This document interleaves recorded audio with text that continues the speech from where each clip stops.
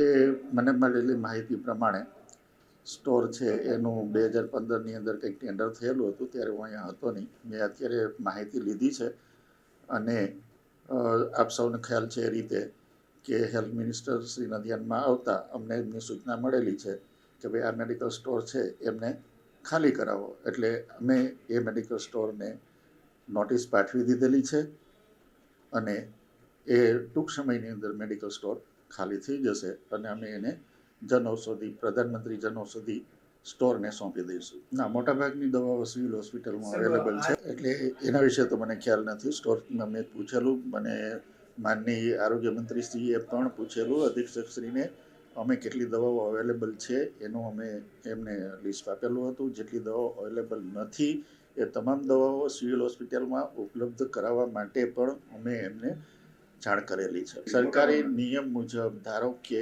કોઈને દવા સરકારી ડૉક્ટર લખી શકતા હોય કે પ્રાઇવેટ ડૉક્ટર લખતા હોય તો એને જનરિક નામે જ લખવાની થાય છે. જે દવા કોઈ પણ સ્ટોરમાંથી, જનરિક મેડિકલ સ્ટોરમાંથી 50, 60, 70% ડિસ્કાઉન્ટ સાથે મળી શકે છે. હા, એટલે જે ધારો કે દવા સેન્ટ્રલી સપ્લાય ન આવતી હોય તો એ લોકોએ નો સ્ટોક છે એવો જવાબ આપેલો હોય. મારી પાસે સેન્ટ્રલ મેડિકલ સ્ટોરની અંદર એક મેડિકલ ઓફિસર ઉપરાંત બીજા 16 ફાર્માસિસ્ટ મેં મૂકેલા છે કે જે લોકો આ સ્ટોક મેન્ટેન કરી રહ્યા છે.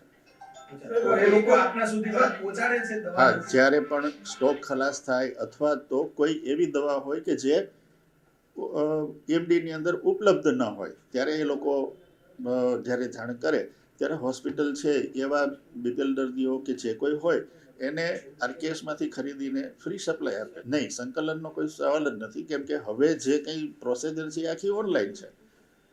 મારી પાસે ધારો કે ગાંધીનગરની અંદર જીએમએસએલની અંદર કેટલી દવા છે તો ઓનલાઈન હું અહીં બેઠા બેઠા જોઈ શકું છું. એટલે સંકલનનો કોઈ અભાવ નથી. બની શકે કે ક્યારેક એ દવાનો સ્ટોક અવેલેબલ સેન્ટ્રલમાં જ ન હોય તો આપણા સુધી ન પહોંચતો હોય તો સિવિલ હોસ્પિટલ એમને આરકેએસમાંથી ખરીદીને પહોંચાડે છે. મોટાભાગની દવાઓ જે ઈડીએલની અંદર સમાવેશ થયેલો છે 700 દવાનો, એમાંથી આપણે 80% દવાઓ ઉપલબ્ધ છે અને બાકીની જે ન હોય તો આપણે ઉપલબ્ધ કરાવવાનો પ્રયત્ન કરી રહ્યા છીએ. 2019ની અંદર 99% ફરી પાછું ટેન્ડર કરવાનો પ્રયત્ન કર્યો હતો અને પછી કોવિડને લીધે એ ટેન્ડર અટકી ગયેલું, એટલી માહિતી મારી પાસે.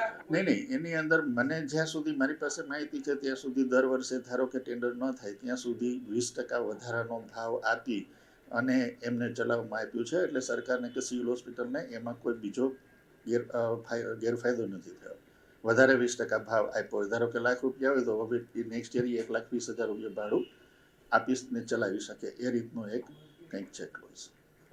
અમે એમને નોટિસ આપી દીધી છે. હવે તો કોઈ ચાલુ રાખવાનો સવાલ નથી. પૂરો થાય એટલે એઝ અર્લી એઝ પોસિબલ ત્યાં અમે પ્રધાનમંત્રી જે આરકેએસની મિટિંગની અંદર એની ચર્ચા થઈ ગયેલી છે.